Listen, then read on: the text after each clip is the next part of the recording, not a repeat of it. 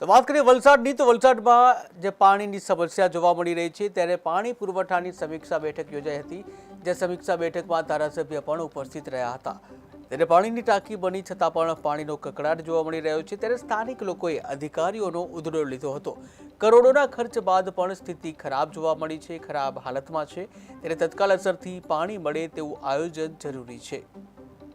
પાણીની સમસ્યા એ ભૌગોલિક કારણને દ્રષ્ટિએ થઈ છે ભૌગોલિક પરિસ્થિતિ બદલાઈ છે અત્યારે ભૂગર્ભ જળ 120 ફૂટ નીચે ચાલી ગયું છે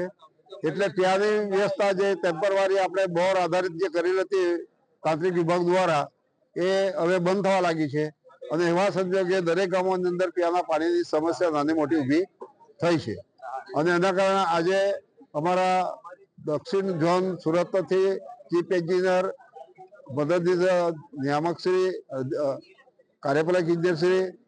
પાણી પુરવઠા યાંત્રિક વિભાગ અને તમામ સરપંચો જિલ્લા પંચાયત સભ્યો અહીંયા ઉપસ્થિત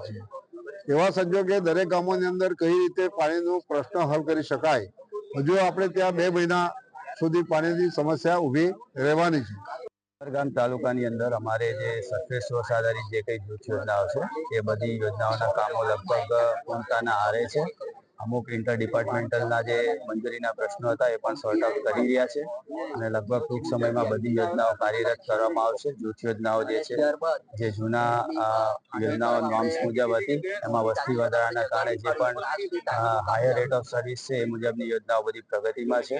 અને આજે જે મિટિંગમાં ચર્ચા થઈ અમારા થોડાક એજન્સીસ હતા સાહેબશ્રી સાથે પણ એની ચર્ચા